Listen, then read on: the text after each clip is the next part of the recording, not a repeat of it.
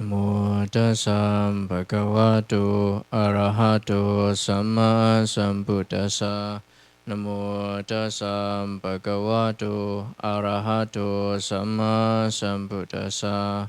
Namo tassa bhagavato arahato samma sambuddhassa. So last week we have a lesson, live a good life.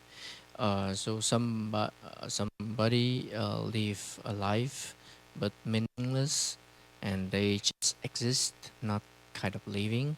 And somebody they live a good life. Their life is meaningful and bring a lot of benefit for themselves and many people around them. So we learned the story of a group of Prince Lichavi. They came to the Buddha, but they totally changed their behavior, and from that the Buddha explained that a good person, when they in daily life, in a lay life, they when they earn for their living, if they know how to use their hard earned so they can make benefit for themselves and other people, they use that to support the parents, father and mother, support the children, wife, staff, worker, people around them, even do good with the neighboring people, do good with the deities, and also make merit to offer to the Brahmin and ascetic who practice for morality. So that how they can live a good life. They are praised in this very life, and they were born in a good destination after they pass away. So that is the last week lesson. So today lessons is some elder talked to me that they expressed that sometimes they remember, sometimes they forget, not not totally forget anything, but something they try to remember but they cannot remember, and some even some at the moment something happened at the present, easily to forget, but when they are free, they try to remember, and they remember many things, especially things a long time ago.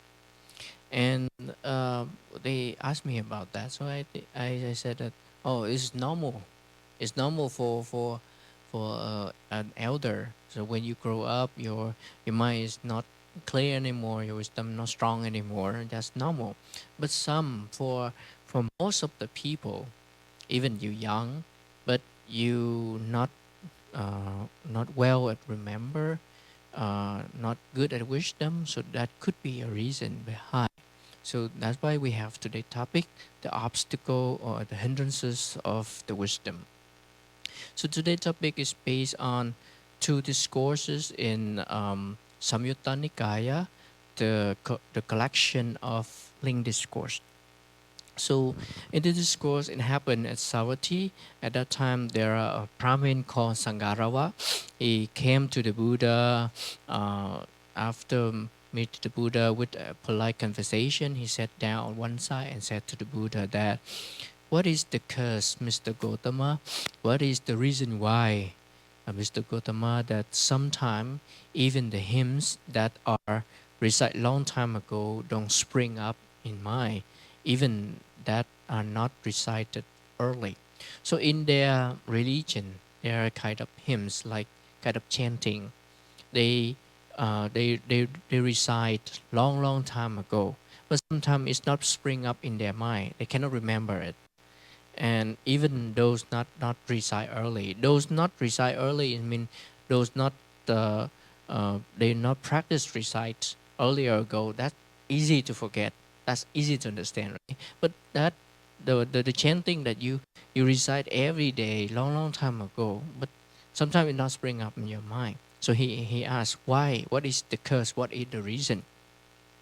And on the other hand, that sometimes the hymns, the chanting that recite long time ago spring up. Sometimes it spring up, but the sometimes it's not spring up. So what is the reason why it's like that? So the Buddha said that there are few cases that you can base on that to look at your mind. So first thing, at the time there are a person, a kind of person, live with the mind obsessed by sensual desire, overwhelmed by sensual desire.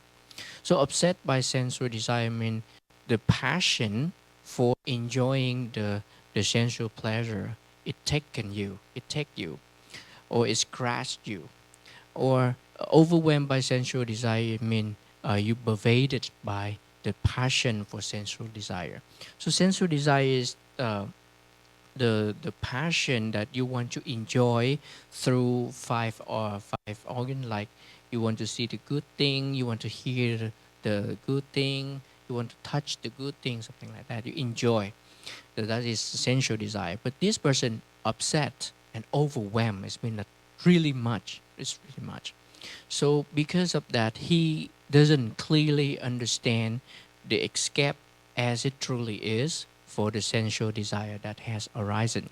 So when it had arisen, the desire arisen already, but he, because he overwhelmed, because he's obsessed, so he doesn't understand, clearly understand the escape from that, escape from the desire, escape the way as it truly is.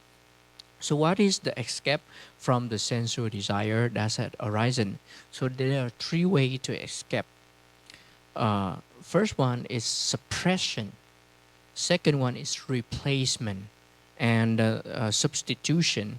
Or the third one is elimination or eradication.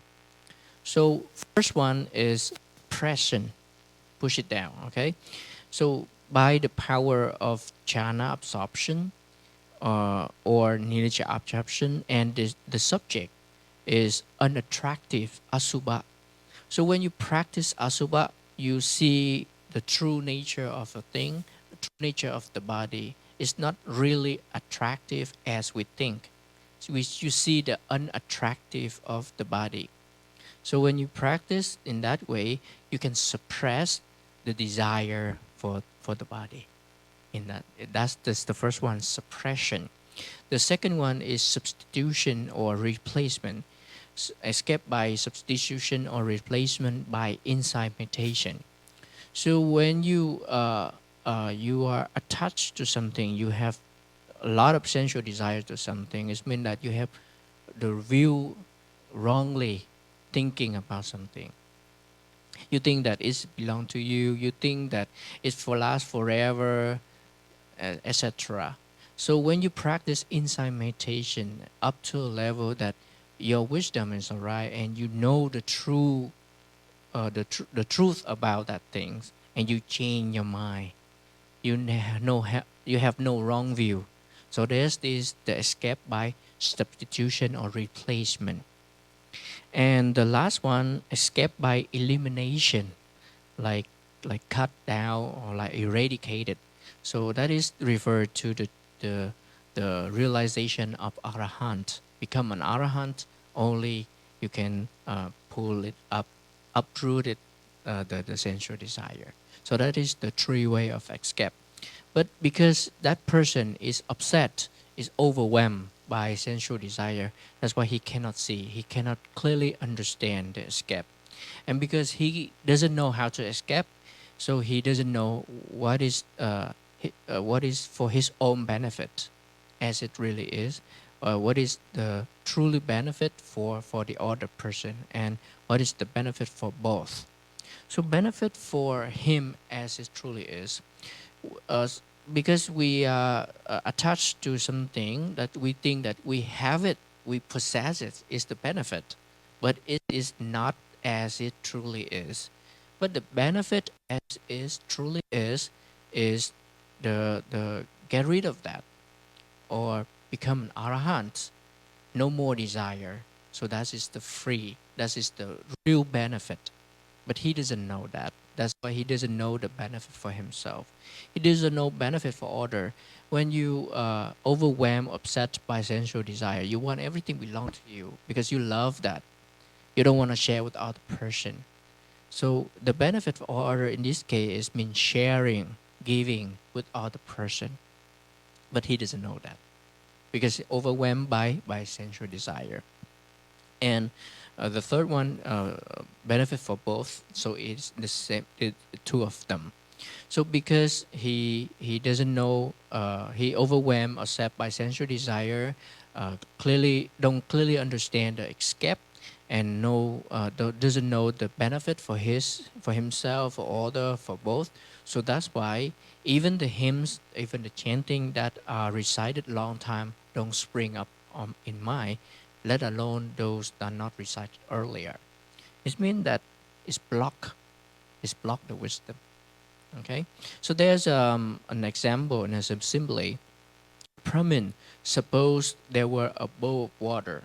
There were a bowl of water, and this bowl of water is filled with a lot of water, but it was mixed here with a lot of color, dye color, and because there are dye color in the water, so that the surface, the appearance of the water change. It may be the color of the red lac, or the turmeric, or the color indigo, or the color of madder. So whatever color. So like you see the picture here. So when a lot of color inside that bowl like that, even for a person who has vision, the person who has vision means the person who has eyes and able to see. He looked at the bowl water. He tried to look for his own reflection, but he couldn't know or see as it truly is. So if you have a bowl water, if it's clear, so you can see yourself in the bowl water. But in this case, the bowl water mixed with many color, so you cannot see. Even you have eyes, even you can see it clearly, but you cannot see as it truly is. So in the same way, a person live with the mind obsessed by sensual desire, overwhelmed by sensual desire. He doesn't clearly understand the escape as it truly is for sensual desire that had arisen, and he doesn't know his own benefit for order, benefit for both, and for that, the hymns that recite a long time ago don't spring up, let alone that are not recite early. So because of sensual desire overwhelm upset him, so it's block his wisdom. So that is the first case. The second case, for the person live with the mind upset by ill will, overwhelmed by ill will. So ill will from Pali is pyavada. So this is a little bit higher than normal anger.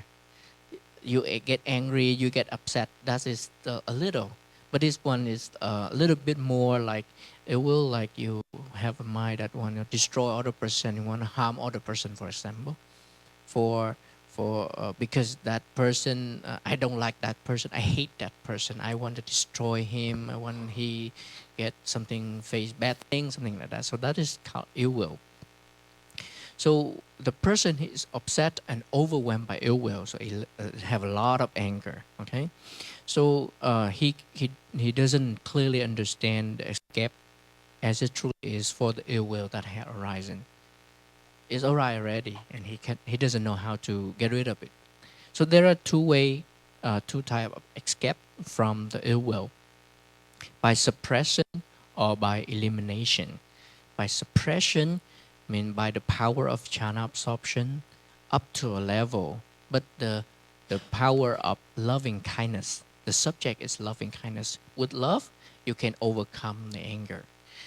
I have an example that make you easy to understand that sometime in house or in a party, the kid they run here and there and break your vase that you love so much. So you, because that vase you love so much, so if the kid break it, you get angry, right? You want to hit the kid, but the kid is your your nephew. The kid is your children. So because of love to that children and to that nephew, you doesn't want to hit him. Don't want him get hurt. So in the same way, if the power of love strong enough, it can overcome the anger. So in this situation, by the power of jhana absorption, but the subject is loving kindness strong enough. So it can suppress the ill will or the anger. And by elimination, escape by elimination or eradication is referred to the case of anagami, the third level of noble person.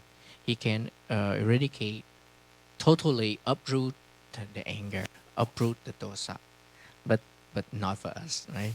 We can suppress sometime only by the power of love.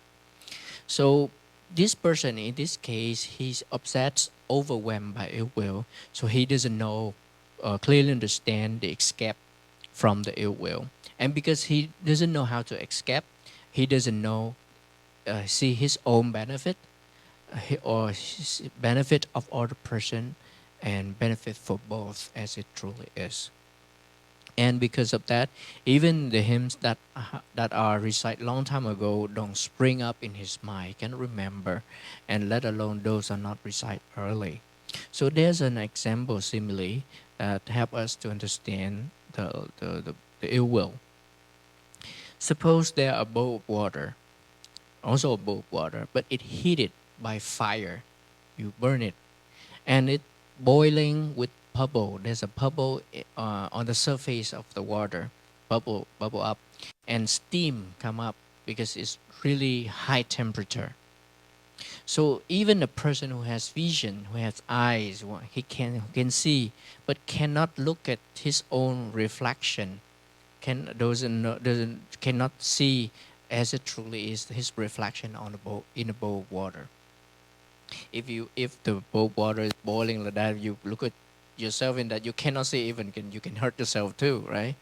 So in the same way, the person who live with the mind upset by ill will, overwhelmed by ill will, he doesn't clearly understand the escape from the ill will that had arisen, and furthermore, he doesn't know what is his own benefit for other person, or benefit for both. So because of that, even the hymns that are recite long time ago don't spring up in his mind, let alone those are not recite early. So it block his wisdom. Okay, so that is the second one. The third case, furthermore, Brahmin, a person live with the mind upset by dullness and drowsiness. Dullness and drowsiness. So dullness is the a situation that you you have no, your mind cannot think. You slow down, everything slow down, cannot think. And drowsiness is referred to sleepiness.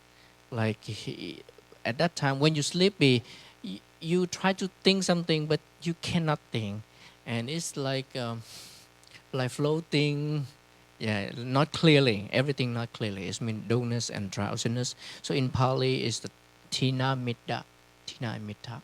Okay, and that person upset and overwhelmed by dullness and drowsiness, he doesn't clearly understand escape. And there are two way of escape for the dullness and drowsiness for tina mitta. One is suppression and one is elimination. Suppression by recognition of light, recognition of light. So when you are sleepy, if you live in a room, dark room, it's easy to sleep. But you turn on the light, because of the light affect your eyes, it's harder to sleep. It make you wake up. So in the same way, the recognition of light help you to wake up. That is by way of suppression. And by way of elimination, only the Arahant can totally uproot all of them.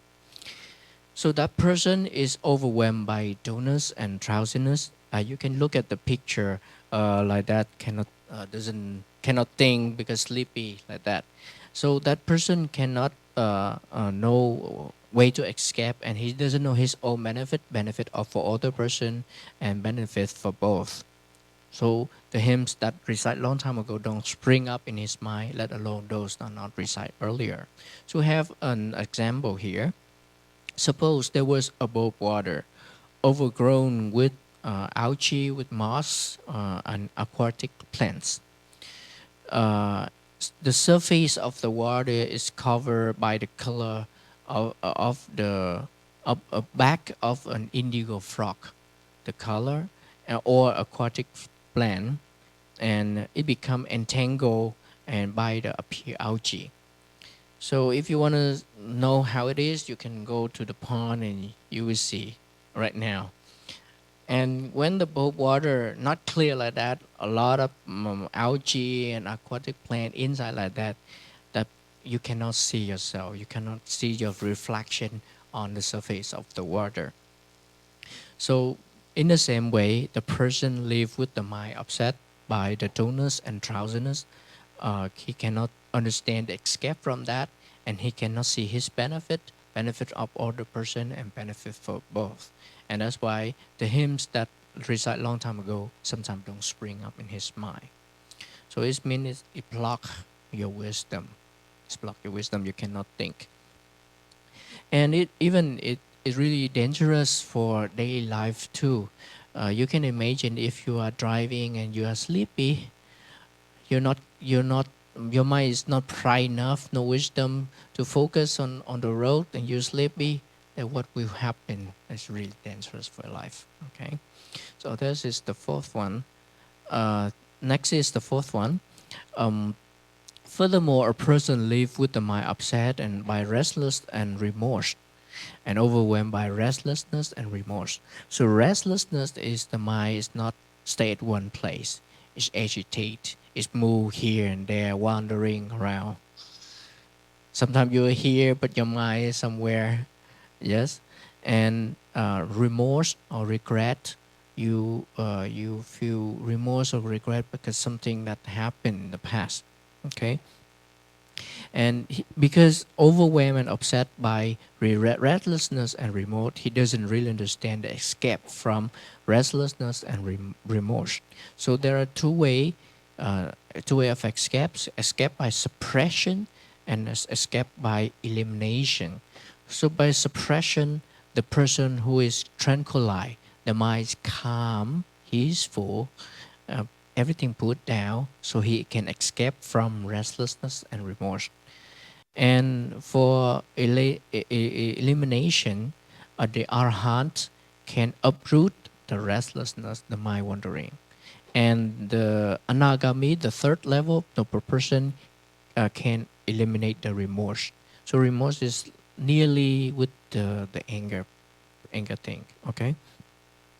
One devotee, she asked me that sometime when a free time, my mind thinking, remember thing in the past, but I'm not regret, no remorse, no regret. But is it okay or not? Yeah, I say yeah, it's not regret or remorse yet, but it's mean that no never, no not, it's not sure that it never happened. When you think something in the past, it might appear in your mind, what if I do this? What if I do that? What if thing happen like this? What if thing happen like that? It's a remorse. It's a regret, right? So when your mind is wandering around, it can happen in that way. You can think about the past and sometimes think about the sad thing, and you starting sad right now, crying because of something already in the past. So it can be dangerous, right? So restlessness and remorse. If you overwhelm and upset by restlessness and remorse, it's more dangerous for your life. And that person does not see his own benefit for other, and benefit of both as it truly is. And even the hymns that recite long time ago don't spring up in mind, let alone those are not recite earlier. So there's an example. There are above water stirred by the wind. So wind blow, it sway, it rock by the swing, the wind is shaking or is swirling or it dribbling like a drop of water dribbling. So there's a wave in the water. The surface of the water is not calm. So they are moving on the surface of the water. So because of that, you cannot see. Even the person with good vision cannot look at his own reflection of on that bowl of water as it truly is. So in the same way, the person live with the mind upset and overwhelmed by restlessness. He doesn't clearly understand the escape from it, doesn't know the benefit, his or benefit of other and benefit of both. Even the hymn that recite earlier don't spring up in his mind. So sometimes we also face that situation when we're driving too, like we driving on the road, but our mind is go here and there. We don't focus on the roads, and it's really dangerous for our life too. Yeah, so be careful with this restlessness and remorse. It block your wisdom too. Okay, and the fifth one is the person live with the mind upset and overwhelmed by doubt. So doubt here and uncertainty is a bit different. You don't understand the teaching of the Buddha. Your uncertainty, it is good or bad. So that is not doubt in this case. Because when you're not sure about the teaching of the Buddha, you can come and you ask and you clear. So that is different. But doubt here refer to that some person think that, oh, I don't know that is it Buddha exists, or this is really the teaching of the Buddha, or is karma exist, or is there a result of the karma? That person wondering like that, thinking like that. So it's his doubt. It's vichikicha. It's doubt. So because of that, so he doesn't know how to escape.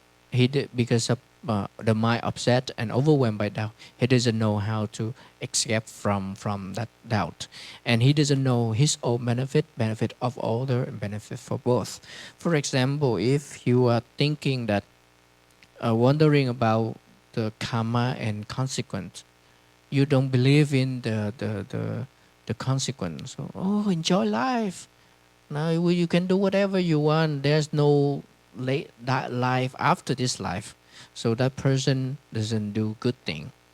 And because he doubt about the good result, so doesn't need to do anything good. Just enjoy, just do whatever you want. So that is dangerous for his life, for his own benefit and benefit of other too. So that's why it block the wisdom. Even the hymns that recite long time ago don't spring up in his mind, let alone those are not recite earlier. So there are a simile. Suppose there are both water. That's word cloudy.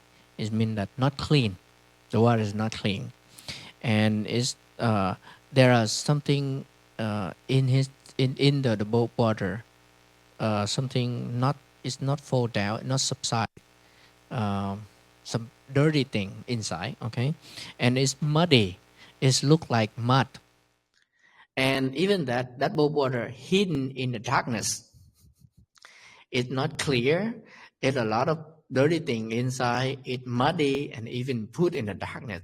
So a person with has good vision still cannot see the reflection of that bowl of water.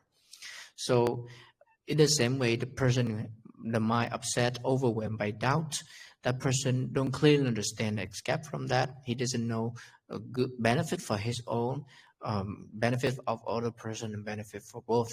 If for that, the hymns that recite long time ago don't spring up in him. It's block the wisdom. So we take another discourse to understand about these five. So bhikkhus, there are five hindrances. This is called the five hindrances or nivarana. Causing blindness. Blindness means causing lack of vision. Make you cannot see. Lack of vision. And the vision is referred to wisdom. Right? And causing lack of knowledge and obstructing wisdom. It block your wisdom. Okay? And connecting to affliction. It means it's a part of suffering. And it not leading to extinguishment. It not aimed to the purpose of extinguishment. extinguishment referred to Nibbana because it extinguishes the fire of the defilement, the fire of Tanha, and it's not extinguish the suffering. Okay, so what is the five? Sensual desire, ill will, dullness and drowsiness, restlessness and remorse, and fifth one is doubt. Five of them. These five hindrances cause blindness, causing lack of vision, causing lack of knowledge, obstructing wisdom, connect to affliction, not leading to extinguishment. So these five.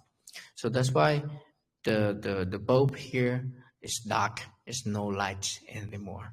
So today we learn the topic obstacle of wisdom. So there are five obstacles of wisdom: the sensual desire, ill will, dullness and drowsiness, restlessness and remorse, and doubt. These five block the wisdom. And the person who upset and overwhelmed by these five, he doesn't know how to escape from that, even just suppress that. And let's not talk about the eradication. And because of that, he doesn't know his own benefit of other, benefit for both. And because of that, the thing long time ago recites but cannot spring up in his mind. It blocked the wisdom. Is the obstacle of the wisdom. So when you know what is your obstacle, so you know how to get over it. Yeah, thank you for your listening. I think the camera's off again. Yeah.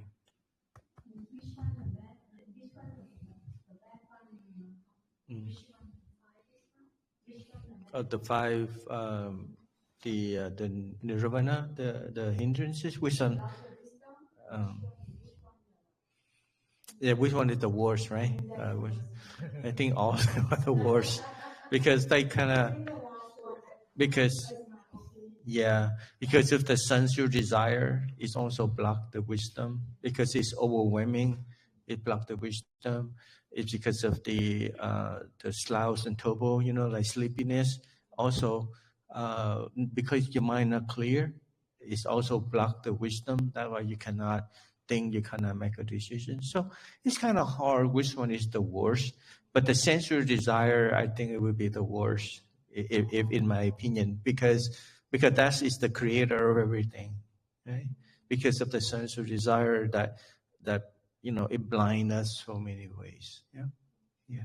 So with today lessons talking about to remember, we tend to forget. So there's two reasons that we forget. We do something, we say something, but then the next thing along, you forgot about it. So there's two reasons. One, it has to do with our physical, mean that our brain cell is shrinking, drying up like old people. When we get old, our body start breaking down, and our brain cells start to start dying. That's why we have less capability to absorb, to retain, or to register. That's why old people tend to forget because of the physical. The other type of the other reason that we forget is because we are not being mindful. We do things in a quickly, hasty, and then not to take the time to remember to register. That's why. And then we have other things on top of it that distract us. That's why we forget. And for that is we can do something about it. The Buddha pointed out the reason, point out the way how we can improve our memory, how we can be better, right? So that's called sati, mindfulness. It's easy to recognize because when you're busy, when you're in a hurry, you do something and then you forgot about it, right? Because you don't take the time to note what you do or to register what you do, in order to retain it. You do quickly and then you forget about it. And And if you need to remember, you need to stay calm and start to remember, try to recall, and that's how you remember, right? Yeah. So it bring up one thing that I just remember, that we have one Westerner devotee. He Westerner. He's from the West. He found Buddhism very profound, cultivating. So he started to learn and practice Buddhism. But it's very difficult for him. For us Asian, we always been exposed to Buddhist, the Buddha teaching, the ex-Buddhist. We believe in, the cycle of rebirth. We remember, we believe that there's not just only one life. We believe that there's life in the past, and there will be lives in the future. And so for us, it's easier for us to understand when we talk about the thing that the consequence that we face, right now in this moment, is from the action, the cause that in the past. And within this life, it's easy for us to understand that, we did something, and then we have to face the result, even though we forget. But for some people, it's very, very difficult for them to try to correlate that something that the consequence that they face today from the action they have done in the previous life. So it's very difficult for them to relate. They say, how do I know? How can I remember what I have done in the past? Very difficult for them to correlate or to understand. But if it's difficult to understand what you have done in the past, because there's always skeptical about, previous life, then just remember in this life. Okay. So everybody, other people, some people will recognize what you have done. That's why you face the result right now, but you forgot about it. So just only in this life, and you have witnesses that witness what you have done. Now you face the result, but then you remember you did it. You see that? So there you go. Just only this life, it makes easier for you to relate. But in the previous life, yes, it's difficult to understand. But why is it so difficult for you to recall what you have done in the past?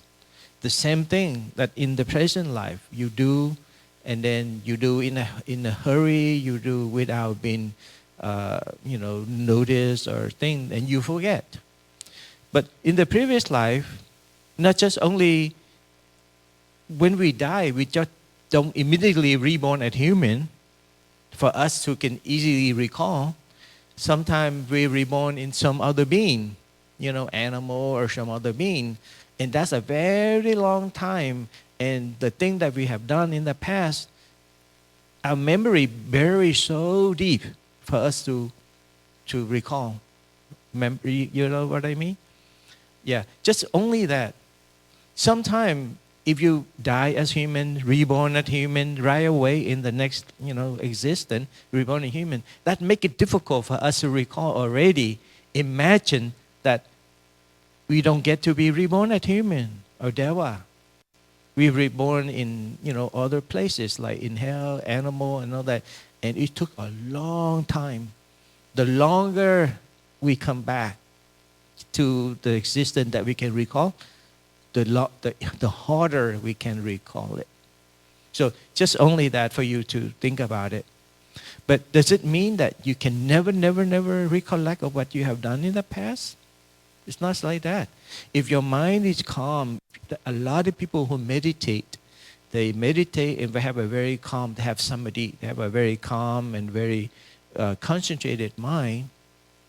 They can recollect not just what they have done in this life, but they could recollect what they have done in the past life. So there you go. Your consciousness, register all that already. It's just that we don't have the capability to recall it. It's because it's buried so deep. Okay? So for now, just let's talk about the present moment. How can we remember what we have done or what we have said? So you need to be mindful. That's why in Buddhism we emphasize on sati, like to be mindful of what you do. If you're the type of person who can easily forget, then you need to slow down and you need to notice of what you do. Let's say that on a rainy day, it's raining, so you're kind of in a rush. So you're going to get in, otherwise get wet. But then you put the umbrella, and then you don't know which door or where you put the umbrella, right? So like me, when I do that, so I know, I remember, make sure I don't forget. So when I put the umbrella, and I notice, I will try to say, okay, this is where I put the umbrella. You know, be mindful that I put the umbrella right here, and there may be some tree or something right there. You know, try to have other things to help you to recollect easier. That's how we improve our memory. Or we slow down and be mindful of what we say, so that way we remember. But if someone who's very quick, you know, who do a lot of good things, jump here and there, everywhere, that person, you know, very hard for that person to remember what he say or what he does. So in Buddhist practice, we are encouraged to be mindful. If we are so quickly do something and forget, then we need to slow down. And when we slow down, we take note of what we do. You know, if I bring something, I put it there, I know I put it there. And then, you know, and if it's harder for you to remember, then always bring something that can actually easily help you to recall it. Like when you go shopping, you park a car. You know, most of the ladies, I don't say everyone, but my mom, my sisters, a perfect example. Why? They park the car in the shopping mall, and then they walk down. They don't know where they parked the car. Why? Because they were talking. Oh, my mom and my sister, when they will go out talking, they like non-stop. They talk in the car, and then when they park the car, they go in, they continue to talk. And then walk out. It took them hours to find the car. So they came home and complained, oh, today, your sister forgot where to park the car. It took her 2 hours to find it. I said, were you talking? Yeah, we were talking in the car. We were talking when we got out of the car. We were talking when we get into the mall. Yeah, that's the reason. Because so many things that, got distracted. So many things that piled up. So I told her, why not next time when you park the car, okay, stop talking, register around the environment, and then walk back and look. Look where you park the car, or look somewhere that you make a mark so that easier for you to spot. There's a light pole or a tree or whatever. These you can be spot. So that the thing like that, it won't happen again. But more than often, they still something because it's their nature, right? Because they don't practice well. So the same way, when we practice meditation, we need to stick with our meditation's object. We need to come back to it, need to recall it. That's why we remember. But life is so funny. The thing that you should remember, you don't remember. The thing that you shouldn't remember, you remember all the time. Why is that? Like something that your husband say that upset you maybe 10, 20 years ago. And then you keep remember it. You know why? Because you keep recalling it, right? And then the more you recall it, the more upset you get. Sometimes you get so upset at your loved one for our reason, no reason at all, because it's something you remember, right? And that's not good at all. First, in the present moment, it would destroy our relationship, destroy the harmony in the family, and also is the more you recall it, the upset mind you get, the unwholesome mind. But I tell you one thing: if you are to die at that time, at that moment, while you recall all the bad memory, where will you go? If you have upsetting mind or all that, where will you go? If you die with an upset mind, with an unwholesome mind, akusala mind, akusala citta, more likely you will be reborn in the unhappy realms. You don't want that to yourself, right? So don't recall it. Try not to recall it.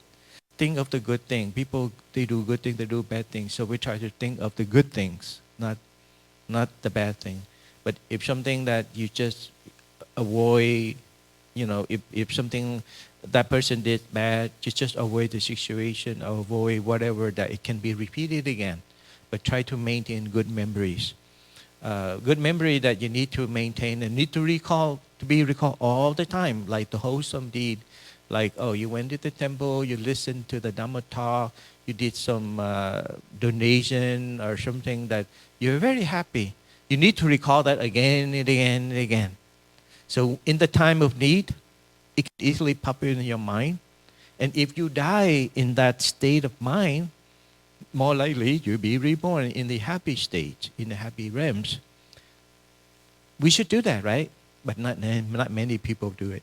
That is why people tend to face a lot of suffering, every single day and life after life, because we tend to go with the flow with greed, anger, and delusion.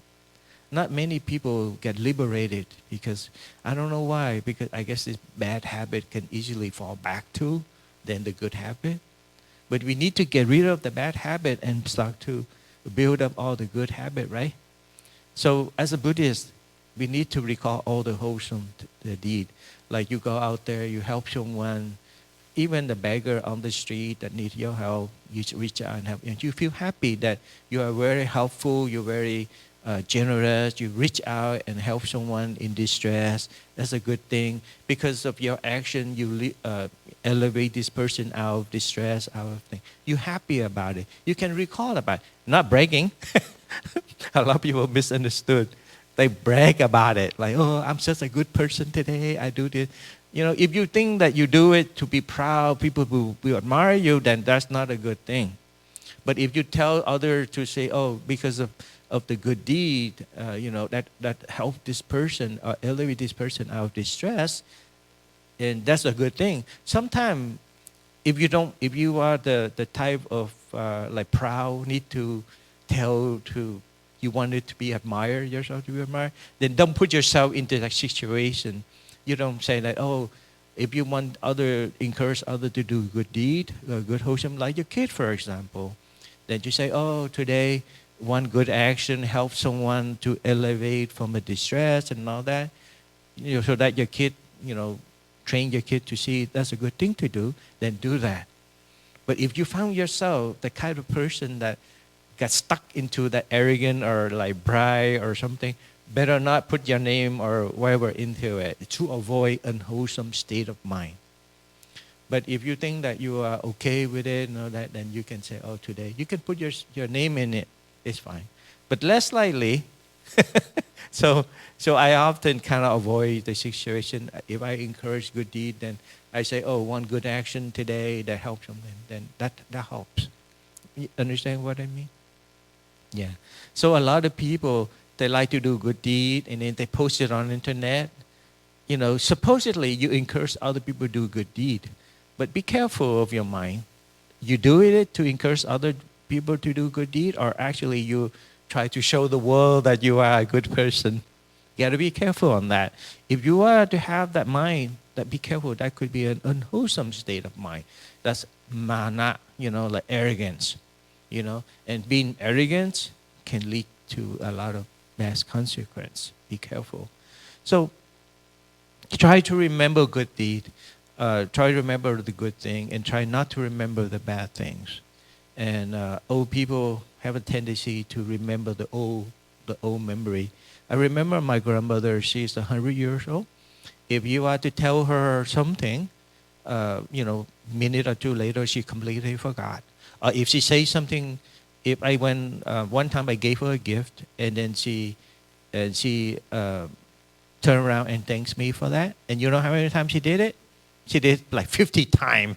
I was sitting for 15 minutes. She turned around, oh, this is for me, thank you. And then we talk, and then, oh, thank you for the thing. And then thank you, to the point that you almost feel annoyed. But because she forgot.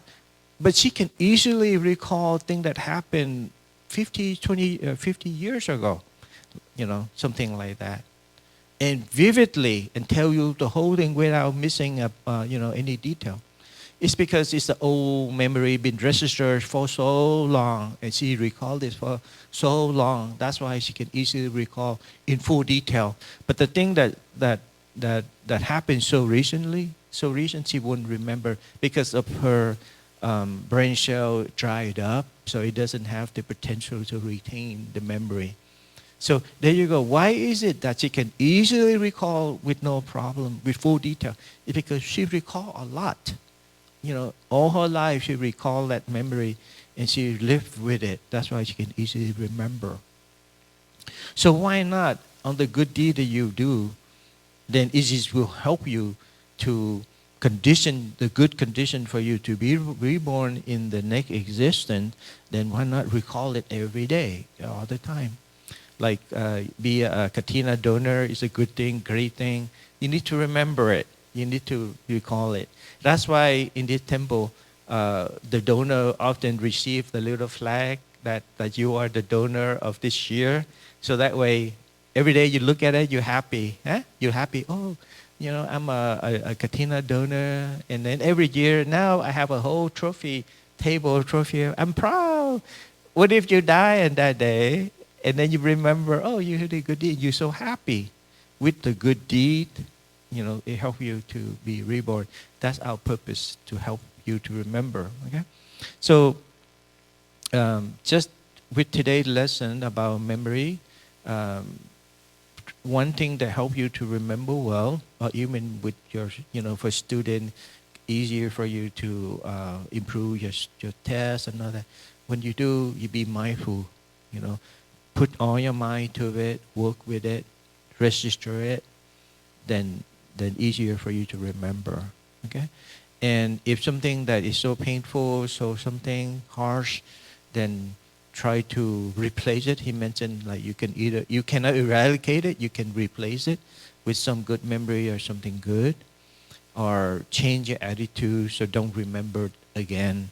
So eventually it buried deeper, then it cannot easily be recalled. Okay? If the good thing, try to remember, try to live with it, so that way it can be easily recalled in the time of need. Okay? All of us, I don't want to wish on anyone, but all of it will die one day. And when we die, we are ready to pass on to the next existence. But don't you want to pass on to the next existence, the good existence? Then try to live with good memory.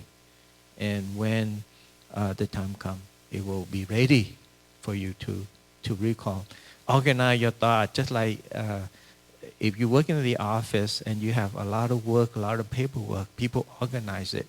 So you organize it in a good way. That way, it doesn't take long for you to, retrieve whatever that you need to get it out, rather than dig through the mess and then try to find out. You don't have much time to do that kind of thing. Okay? So mindfulness will improve your memories. Okay? Mindfulness, sati all the time. And with sati, you will easily build concentration. And with concentration, with a calm mind, you can actually develop wisdom or recall memories. Okay? So that is today's lesson. And the Buddha not only pointed out for us, but he also showed the way to do it. It's up to us to follow his guidance and get the benefit or not. It's all to us. Okay? All right.